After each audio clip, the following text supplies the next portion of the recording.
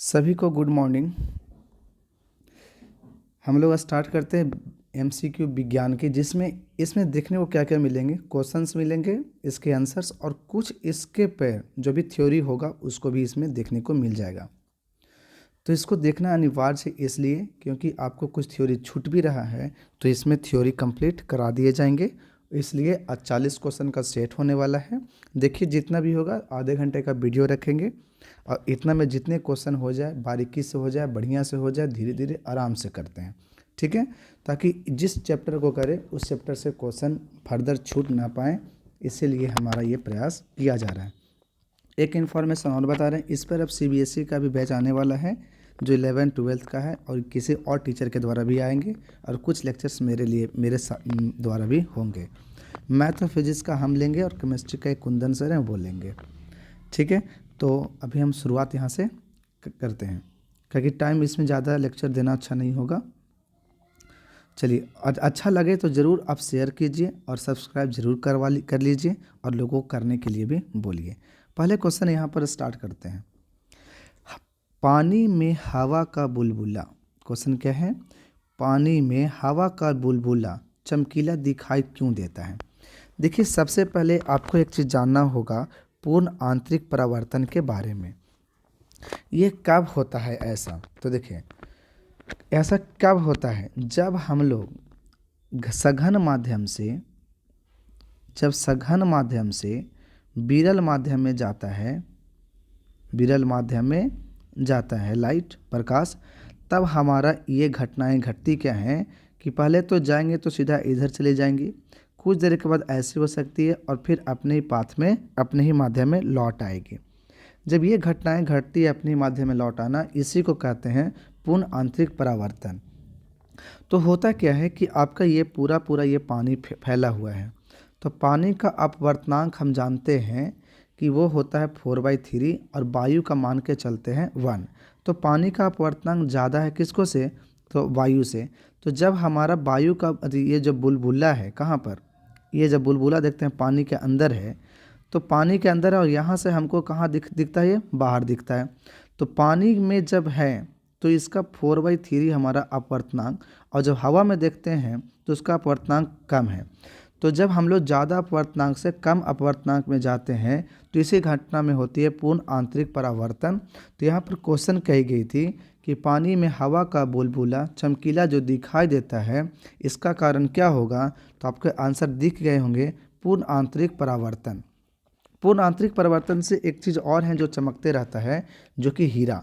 कोई पूछता है हीरा क्यों चमकता है, तो हीरा भी आपका पूर्ण आंतरिक परावर्तन के द्वारा ही चमकता है, ठीक है। तो इसका आंसर हो जाएगा पूर्ण आंतरिक परावर्तन। कहता है प्रकाश तरंग उदाहरण है। प्रकाश तरंग जो है किसका उदाहरण है, तो सबसे पहली बात प्रकाश के बारे में सोचिए।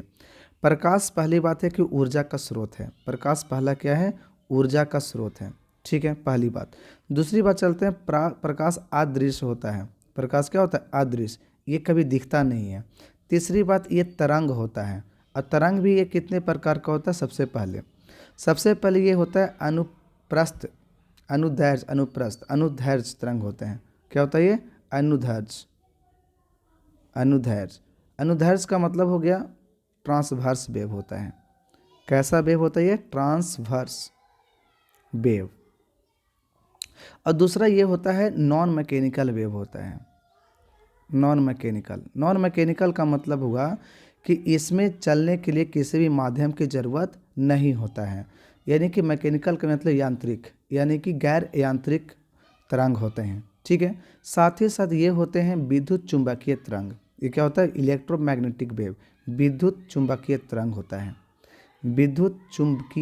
होता है।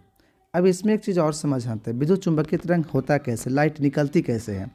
अगर हमने कहा कि इस साइड में अगर हमारा इलेक्ट्रिक फील्ड है, विद्युत क्षेत्र है, और इधर में अगर हमारा पास है चुंबकीय क्षेत्र, तो दोनों के ये ऊपर में, सीधा ऊपर में कौन निकलेगा, तो प्रकाश हमेशा इसके ऊपर में निकलेगा। यानी हम कह सकते हैं कि ये आपका क्या निकलेगा, प्रकाश। ये कब निकला, जब आपका विद्युत क्षेत्र और ये आपका चुंबकीय क्षेत्र है दोनों 90 डिग्री पे, तो ये भी आपके 90 डिग्री पर ही दिखने को मिलेगा प्रकाश। ये जो दिए थे, ये रूल दिए थे मैक्सवेल ने। कौन दिए थे? मैक्सवेल ने। तब से यहाँ पर समझ में आ गया कि प्रकाश तरंग जो है वो विद्युत चुंबकीय तरंग भी है, अनुदैर्ध्य तरंग भी है, ठीक है, और साथ ही साथ हमारा क्या होगा, नॉन मैकेनिकल यानी कि गैर यांत्रिक तरंग भी देखने को मिलता है, ठीक है, प्रकाश के बारे में। क्वेश्चन नंबर 2 का आंसर हो गया। 3 का देखते हैं। प्रकाश के परावर्तन का नियम सत्य है। किसके लिए सत्य है?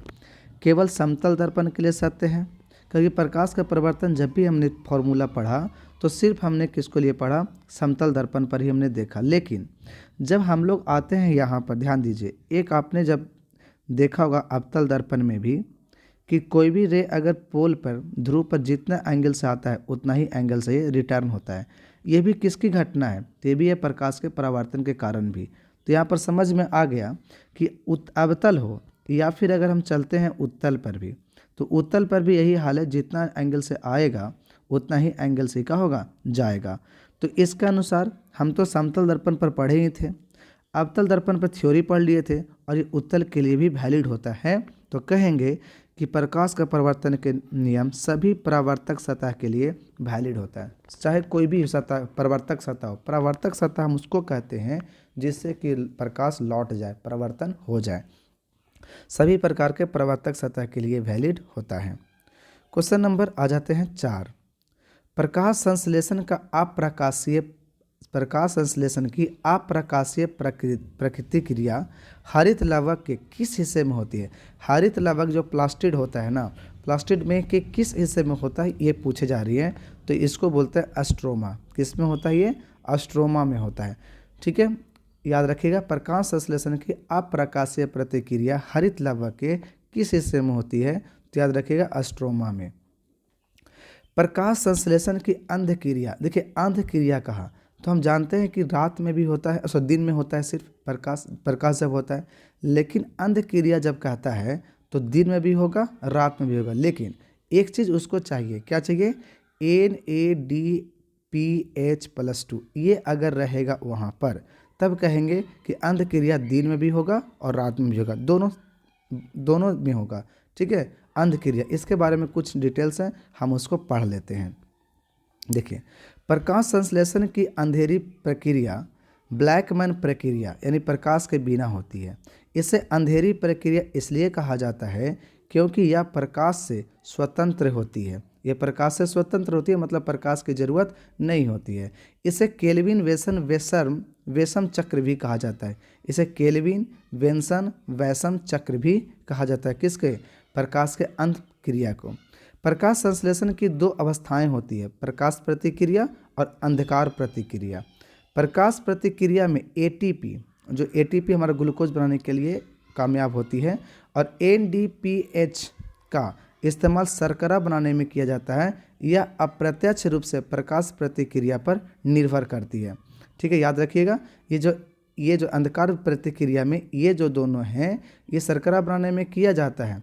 यह अप्रत्यक्ष रूप से, मतलब डायरेक्टली नहीं, अप्रत्यक्ष रूप से प्रकाश के प्रतिक्रिया पर ही निर्भर करती है, लेकिन डायरेक्टली नहीं, इनडायरेक्टली।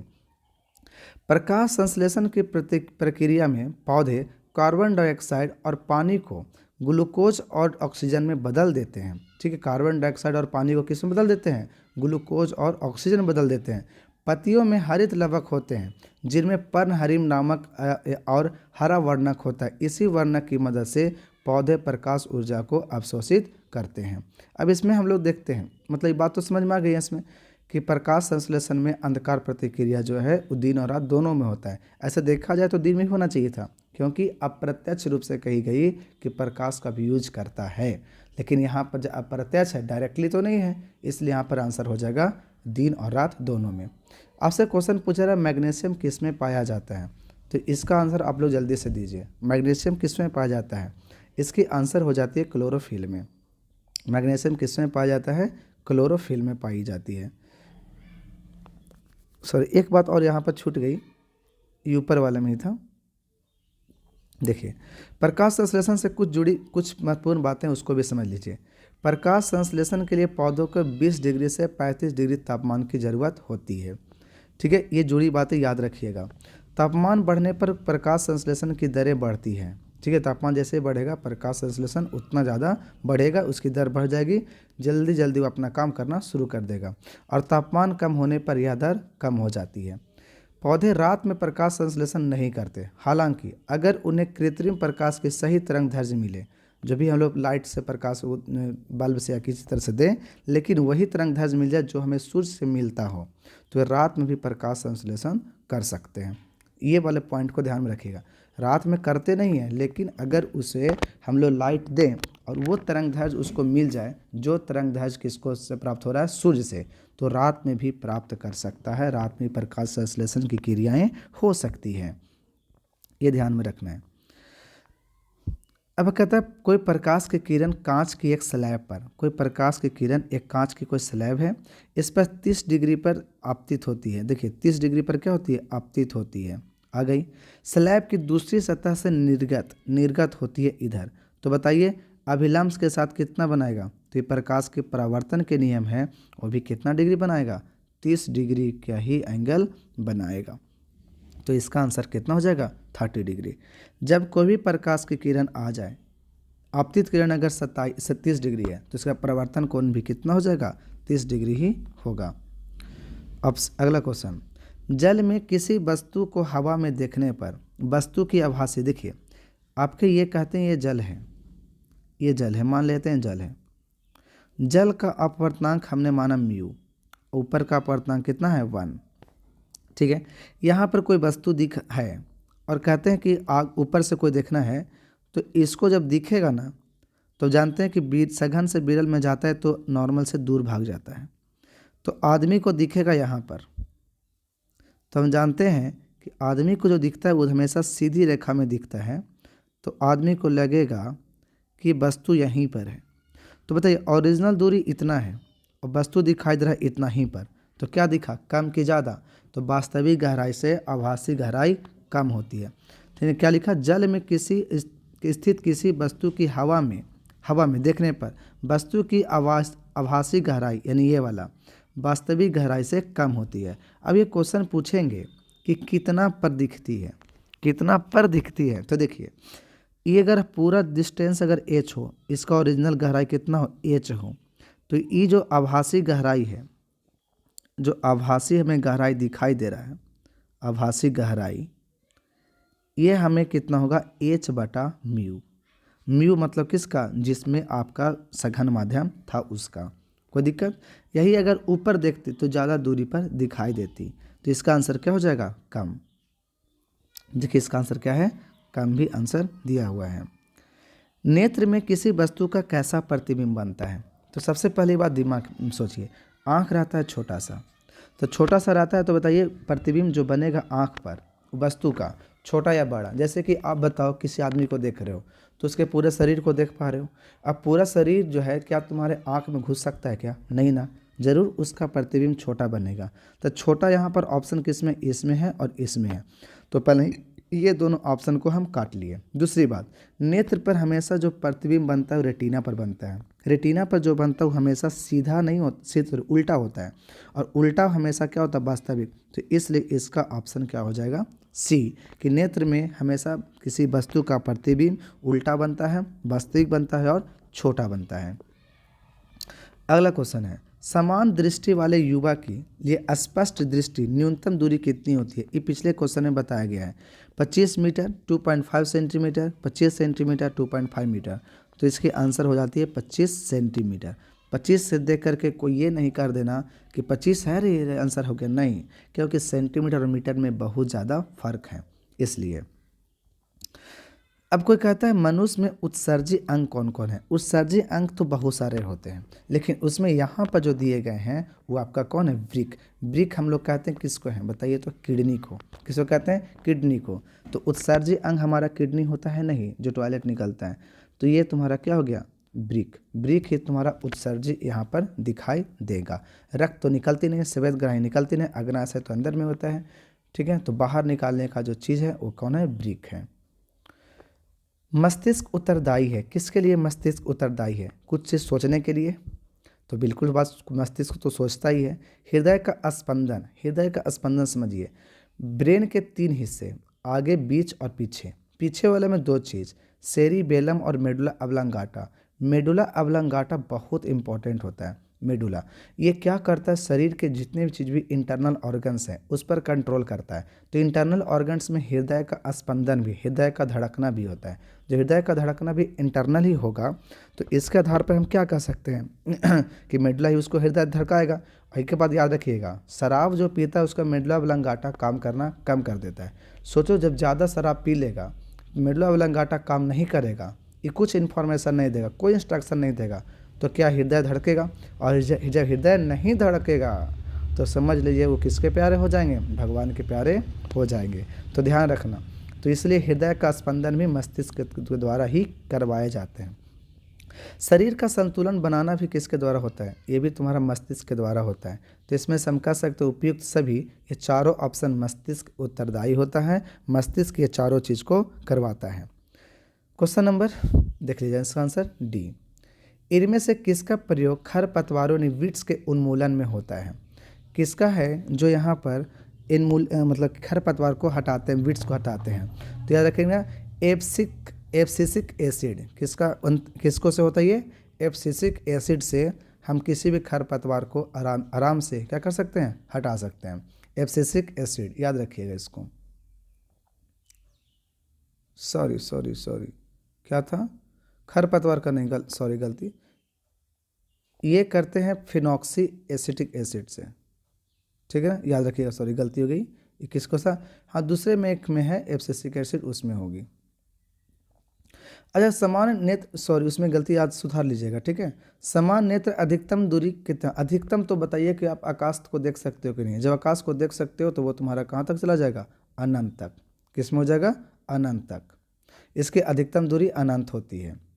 कहता आँख अपने लेंस की फोकस दूरी को बदल कर, जैसे अगर हमको दूर के देखना है तो लेंस पतला हो जाती है, यही अगर हमको नज़दीक को देखना है तो लेंस बहुत मोटा हो जाती है सेंटर में।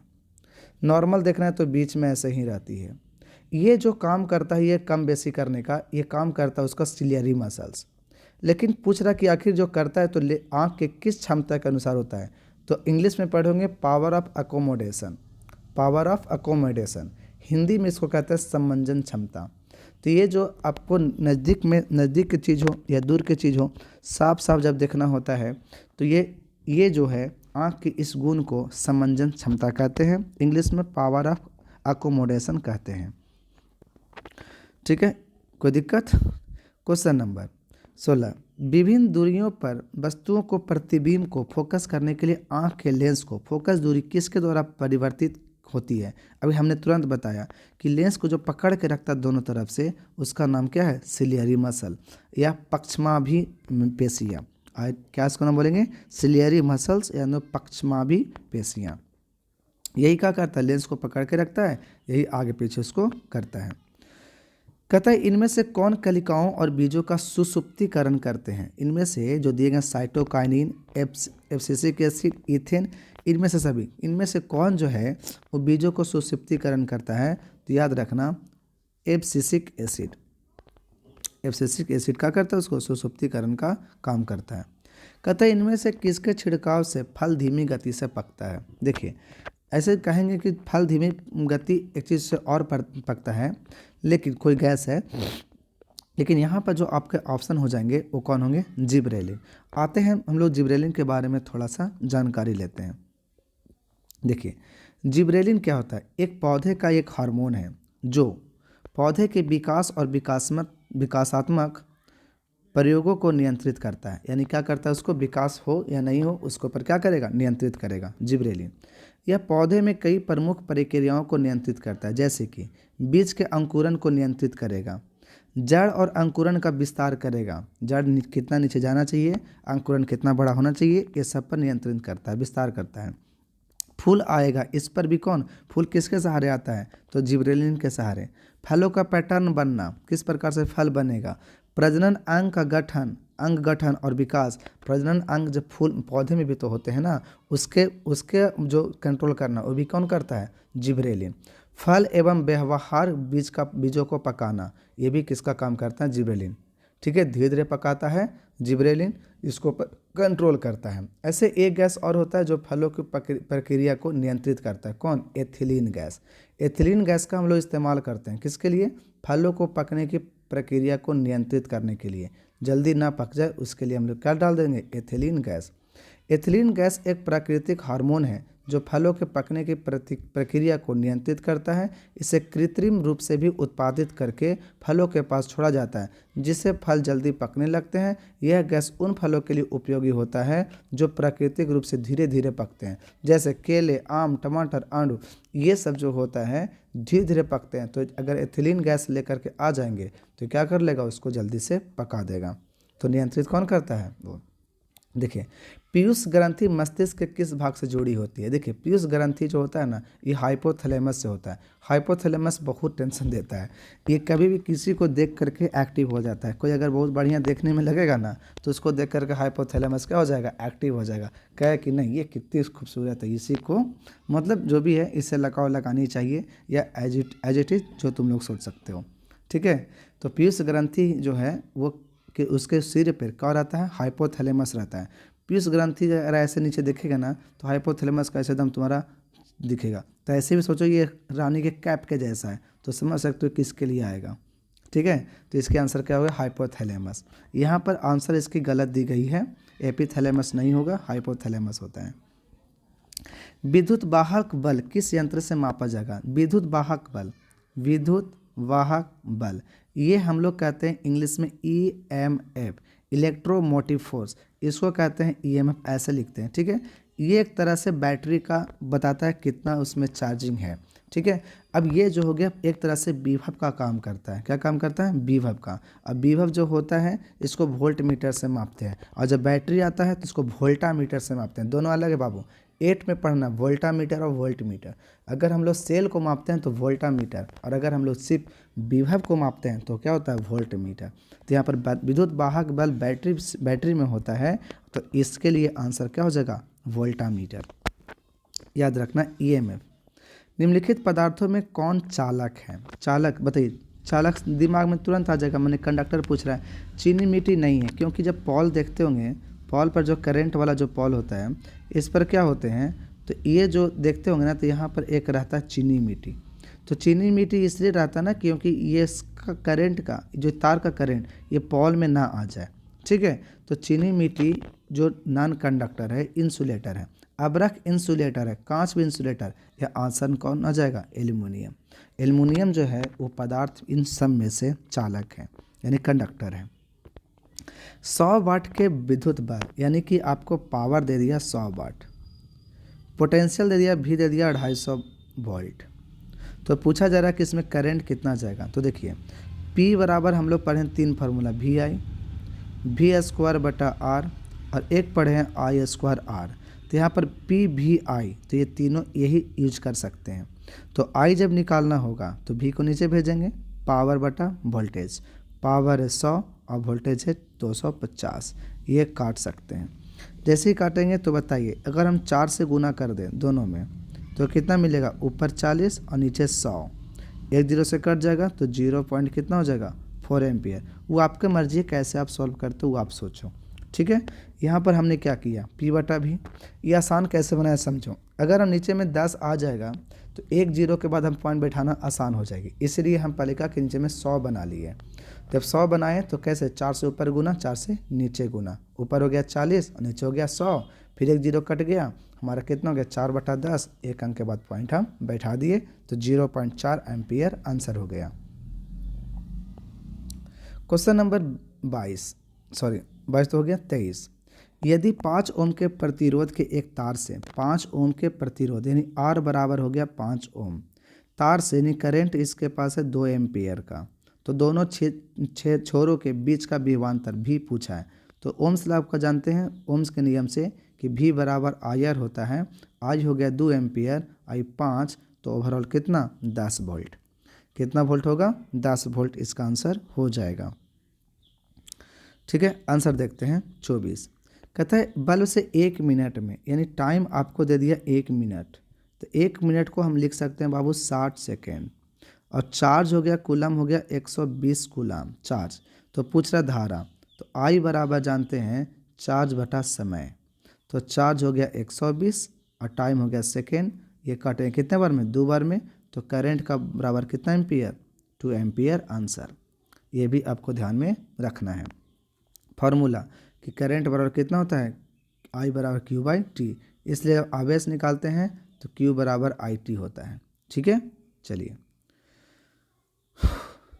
थाइमस ग्रंथि कहाँ हृदय के आगे रहती है। देखिए हृदय जैसे ही कहते, हृदय रहता कहाँ, वक्ष में रहता है, छाती में रहता है। तो इसका आंसर डायरेक्टली हम क्या कर सकते हैं, वक्ष होगा। कहाँ हृदय के आगे रहती है, जैसे क्वेश्चन कह दिया कहाँ हृदय के आगे रहती है, ठीक है, तो यहाँ वक्ष में रहती है। नर युग्मक एवं मादा युग्मक के संलयन को क्या कहते हैं। देखिए नर युग्मक यानी स्पर्म और उधर से अंडा एग, दोनों आकर के मिलते हैं फ्लोपियन ट्यूब में। ठीक है, फ्लोपियन ट्यूब इसको कहते हैं फ्लोपियन ट्यूब, ऐसे कहते हैं यूट्रस। यहाँ पर अंडा बनता है, यहाँ पर भी अंडा बनता है, लेकिन याद रहे एक बार में एक ही तरह बनता है। जब इधर बन रहा हो तो इधर में अंडा नहीं निर्माण होता है। ठीक है, जब इधर से बना अंडा, यहाँ बना, ये अंडा करके हम वेट करें किसका, स्पर्म का। स्पर्म यहाँ से एक्सुलेशन होकर गया और ये सीधा कहाँ गया, इधर भी जाता है, इधर बर्बाद हो जाता है और इधर जाकर इसको साथ मिल जाता है। तो फ्लोपियन ट्यूब में क्या हो जाती है, निषेचन होती है। इसको क्या बोलते हैं, निषेचन होना, फर्टिलाइजेशन होना। जब ये निषेचन होती है फ्लोपियन ट्यूब में, बाद में आकर के यूट्रस में जमा हो जाती है। तो नर युग्मक और मादा युग्मक का जो संलयन है उसको हम लोग क्या कहते हैं, निषेचन। तो यहाँ पर कहीं पर नहीं है, तो इसके आंसर में लगा देंगे डी और लिख सकते हैं यहाँ पर क्या हो जाएगी, निषेचन कहते हैं। याद रखिएगा कि नर युग्मक और मादा युग्मक के संलयन को क्या कहते हैं, निषेचन। अब इसी को किसी का डायरेक्ट बच्चा नहीं हो पाता है तो IVF का लेता है सहारा। IVF बहुत ज़्यादा प्रचार देखते हैं यूट्यूब पर, इंदिरा IVF, ये इनविट्रोल फर्टिलिटी होती है। इसको मैं टेस्ट ट्यूब भी इसी को कहते हैं कि है, इसमें ही टेस्ट एक लाते हैं क्या, ट्यूब, और ट्यूब में क्या करते हैं, एग और स्पर्म को दोनों को रख देते हैं। जो निषेचन फ्लोपियन ट्यूब में होनी चाहिए वो निषेचन हम लोग ट्यूब में करते हैं, इसलिए ऐसे बच्चे को टेस्ट ट्यूब बेबी कहते हैं। और बाद में जब ये बन जाता है, फर्टिलाइज हो जाता है, तो फिर से इसको इम्प्लांट कर देते हैं कहाँ पर, यूट्रस में। ठीक है, और इस तरह से इसको हम लोग कहते हैं। इसमें खर्च ज़रा ज़्यादा पड़ जाता है। तो ये है IVF, इनविट्रोल फर्टिलिटी। ये आपको यूट्यूब में ज़्यादातर प्रचार देखने को मिलता होगा। ठीक है, चलिए। कहता है निम्नलिखित में से कौन एक लिंगी पौधा है। एक लिंगी का मतलब क्या होगा, जिसमें ऐसा एक लिंगी, जिसमें लिंग है, जो हम मादा और नर दो कहते हैं अलग अलग लिंग, लेकिन यहाँ पर एक ही में दोनों चीज़ हो। तो ऐसे इसमें से कौन है, सरसों, गुड़हल। तो सरसों के फूल होते हैं, बहुत ज़्यादा तितली नज़र आते हैं। गुड़हल के फूल पर भी बहुत सारे होते हैं। पपीता पर ऐसे देखने को नहीं मिलता है। तो पपीता ही यहाँ पर एक लिंगी पादप है। आइए इसके बारे में कुछ जानकारी हम लोग ले लेते हैं। कहता है जिस पौधे पर नर और मादा दोनों प्रजनन अंग होते हैं उसे एक लिंगी कहते हैं। ठीक है, एक लिंगी पौधों में अलग अलग नर और मादा फूल हो सकते हैं। एक लिंगी पौधे में अलग अलग हो सकते हैं, नर अलग फूल और मादा अलग फूल, या फिर दोनों पार्ट एक ही फूल में हो सकते हैं। जैसे मक्का, कुकुरबीटा, ये सब किसके एग्जाम्पल है, एक लिंगी पौधे का एग्जाम्पल है। एक लिंगी पौधे के बारे में कुछ और भी जानकारी ले लीजिए। कहते हैं एक लिंगी पौधे में, एक ही पौधे में नर मादा दोनों फूल होते हैं, लेकिन हमेशा एक ही फूल पर नहीं होते हैं। एक लिंगी पुष्प में या तो पुंकेसर या स्त्री केसर में कोई एक जननांग होता है। एक लिंगी पुष्प में या तो पुष्प पुंकेसर होगा। पुंकेसर किसको कहते हैं, जो ऊपर में ऐसे रहता है ना, फूल के ऊपर में ऐसे, ठीक है, इसको कहते हैं पुंकेसर, ये होता है नर भाग।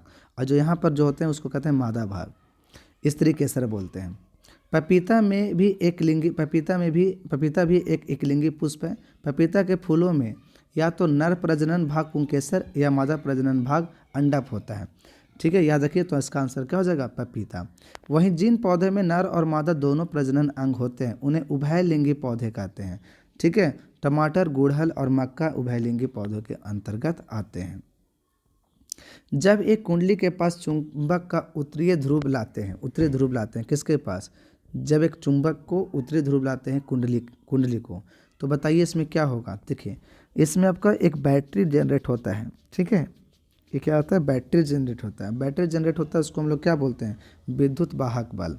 तो इसमें क्या होगा, विद्युत वाहक बल जब भी अगर आता है और चुंबक से हमें करंट उत्पन्न होती है, और करंट में कौन सा आप समझ सकते हो कि करंट में आपका इलेक्ट्रिक करंट, अल्टरनेटिंग करंट, प्रत्यावर्ती धारा। कैसे, आप यहाँ समझिए, जनरेटर में क्या होती है, जनरेटर में क्या होता है, चुंबक होता है, और उसमें से कौन सी धारा निकलती है, बैटरी वाला कि करंट, इलेक्ट्रिक वाला, लाइन वाला, तो सब लोग जानते हैं लाइन वाला। तो प्रत्यावर्ती धारा निकलेगा, वो विद्युत वाहक बल को प्रेरित करती है। याद रखिएगा। कहता है विद्युत फ्यूज किस पर काम करती है, ये ऊष्मीय पर। जैसे अगर तुम्हारा मान लो कि धारा बढ़ जाती है तो टेम्परेचर बढ़ जाता है और विद्युत फ्यूज का होता है टूट जाता है, और मेरे सारे अप्लायंस ठीक ठाक बच जाते हैं, सेफ रह जाते हैं। तो विद्युत फ्यूज विद्युत धारा के किस सिद्धांत पर काम करता है, ऊष्मीय सिद्धांत पर। अगला क्वेश्चन, बैटरी से किस प्रकार की धारा प्राप्त होती है। अगर बैटरी सिर्फ रहेगा तो किस प्रकार का, तो बैटरी से ऐसे ही पता है दिष्ट धारा। कौन सी धारा प्राप्त होती है, दिष्ट धारा प्राप्त होती है बैटरी से, प्रत्यावर्ती धारा नहीं। विद्युत चुंबकीय प्रेरण की खोज किसने की थी। देखिए विद्युत चुंबकीय प्रेरण, इलेक्ट्रोमैग्नेटिक इंडक्शन, ये फैराडे लॉ का इलेक्ट्रोमैग्नेटिक इंडक्शन ही है। आगे जब पढ़ोगे ना बाबू तो पहले फ्लक्स आता है, ठीक है, मैं सॉरी, ये ईएमएफ आता है, ये -d∅/dt होता है। तो ये जो है ना, ये जो आया था ईएमएफ, ये दिए थे कौन, फैराडे लॉ ही दिए थे, फैराडे ने ही दिया था। इसलिए यहाँ पर आंसर क्या हो जाएगी, फैराडे। माइकल फैराडे इनका पूरा नाम है। इन्होंने ही जो भी lines of electric force, magnetic force, जो भी हमने पढ़ा कि प्लस और माइनस है, तो ये जो भी लाइंस के बारे में बताए थे, यही बताए थे माइकल फैराडे ने ही। तो ये बात को ध्यान रखना। कहता है विद्युत जनित्र का सिद्धांत किस पर आधारित है। तो विद्युत जनित्र जो है ना, ये किस पर आधारित है बताइए। ये कहाँ से लिखा गया है, हाइड्रा पर, इसको हटाइए।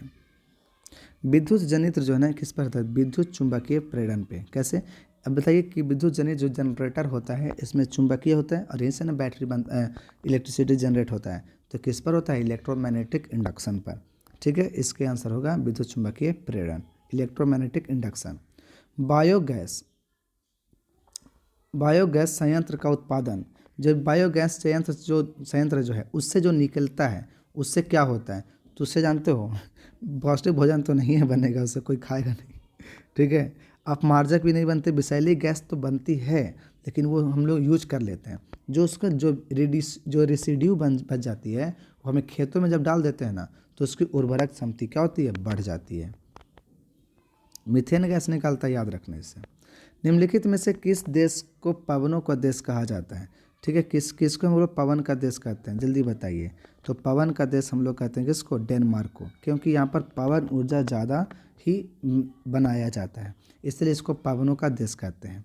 आइए इसके बारे में कुछ पढ़ते हैं। डेनमार्क को पवन का देश यानी हवाओं का देश कहा जाता है। ऐसा इसलिए है क्योंकि यहाँ पवन ऊर्जा का अनुपात दुनिया में सबसे ज़्यादा है। यहाँ पवन ऊर्जा का प्रभुत्व और हरित ऊर्जा का 47% पवन हिस्सा से ही आता है। सोचिए 47%, यानी आधा से थोड़ा सा ही कम। डेनमार्क में पवन ऊर्जा के व्यापक इस्तेमाल और पवन प्रौद्योगिकी में अग्रणी प्रयासों के कारण इसे यह उपाधि मिली है। यहाँ पवन ऊर्जा विकास के लिए कई अवसर हैं क्योंकि इसकी तटरेखा लंबी है।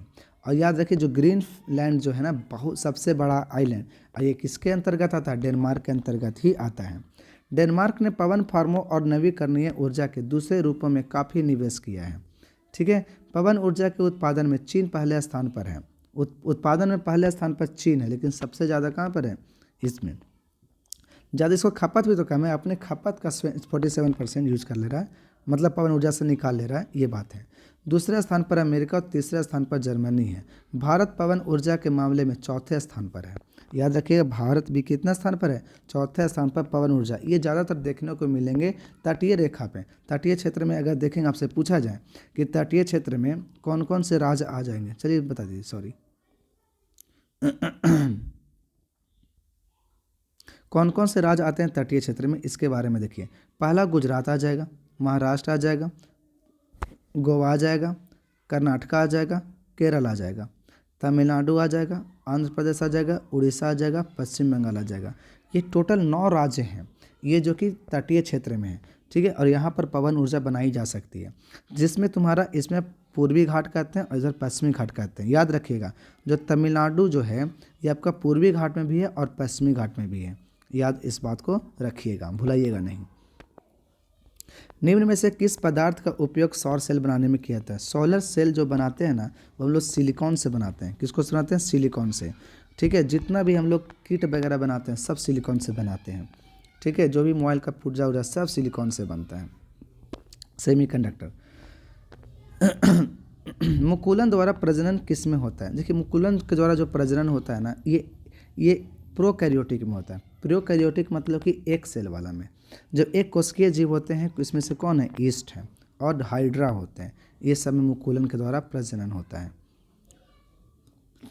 फूलों में नर प्रजनन अंग किसको कहते हैं? अभी बताए थे कि अगर फूल ऐसे हैं तो इसमें जो तुम्हारा इस प्रकाश जो रहता है यही क्या कहलाता है? नर पुंकेसर। इसको क्या बोलते हैं? पुंकेसर।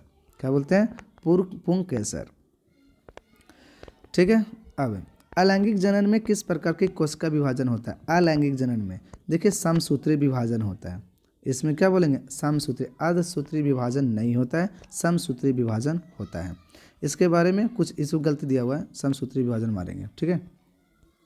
पढ़िए, अलैंगिक जनन में समसूत्री कोशिका विभाजन होता है। समसूत्री कोशिका विभाजन में माइटोसिस भी कहा जाता है। समसूत्री कोशिका विभाजन को क्या कहते हैं? माइटोसिस कहा जाता है। अलैंगिक प्रजनन करने वाले जीवों में अर्धसूत्री विभाजन नहीं होता है। सबसे पहली बात, अलैंगिक जनन के कुछ उदाहरण देखिए। द्विखंड, अकेंद्रीय जीवों जैसे जीवाणु और अर्ध जीवाणुओं में द्विखंडन होता है। इस प्रक्रिया में डीएनए अनुप्रतिगुणित होता है और फिर कोशिका झिल्ली अलग अलग भागों में बढ़ जाती है। इस तरह से सभी कोशिकाएं आनुवंशिकता रूप से समान होती है। अमीबा भी द्विभाजन के जरिए अलैंगिक रूप से जनन करता है, ठीक है। बहुखंडन, बहुखंडन में क्या है? मलेरिया परिजीवी प्लाज्मोडियम ये मलेरिया में पाया जाता है। मलेरिया का जब ये बीमारी है ना, उसमें ही पाया जाता है प्लाज्मोडियम। कई संतति कोशिकाओं में विभक्त हो जाता है, जिससे हम लोग क्या कहते हैं? बहुखंडन। मुकुलन क्या होता है? ईस्ट में मुकुलन नामक असममित विभाजन की प्रक्रिया होती है। इस प्रक्रिया में जनक कोशिका पर छोटा उभार बनता है। जैसे कि अगर हाइड्रा की बात करें तो हाइड्रा ऐसा ही होता है और यहाँ से थोड़ा सा पहले बनेगा, फिर क्या होगा? ये थोड़ा सा निकला था ना, फिर अब ऐसे करके निकल जाएगा, ऐसे करके निकलेगा। फिर जब देखोगे ये हाइड्रा, जे चीज़ प्रॉब्लम उसमें था वो चीज़ ऐसे ऐसे इसमें क्या होगा? बनने लगेगा। बाद में यहाँ से क्या हो जाएगा? कट जाएगा। तो उभार आने लगता है किसमें? मुकुलन का प्रक्रिया में क्या है कि जिसमें थोड़ा थोड़ा पहले से उभार आए और फिर बाद में बड़ा होकर के क्या हो जाए? कट जाए, इसको कहते हैं। तो ये हाइड्रा का ये चित्र हमने आपको बताया। तो ईस्ट और हाइड्रा में क्या होता है? मुकुलन होता है, याद रखिएगा। कोशिका विभाजन के बारे में कुछ ही जान लीजिए। कोशिका विभाजन को प्रेरित करने वाले हार्मोन्स को साइटोकानिन कहते हैं। कोशिका विभाजन को प्रेरित करने वाले हार्मोन्स को क्या कहते हैं? साइटोकानिन। जनन कोशिकाओं में होने वाला विभाजन को अर्धसूत्री कोशिका विभाजन कहते हैं। तो हम लोग में जो होता है ना, अर्धसूत्री कोशिका विभाजन होता है, याद रखिएगा। सोलर कुकर में प्रयुक्त बर्तन प्रायः निम्न में से किस रंग का पेंट होता है? ऐसे भी किस्म होता है? काला रंग का। ऐसे भी नॉन स्टिक का जो पेंट होता है वो काला रंग का ही होता है, उसमें हम लोग जल्दी कोई चीज़ जलता नहीं है। यूरो 2 का संबंध किससे है? यूरो टू जो है ना, वायु प्रदूषण से संबंध करता है। कैसे? इसके बारे में कुछ हम चीज़ें समझ लेते हैं।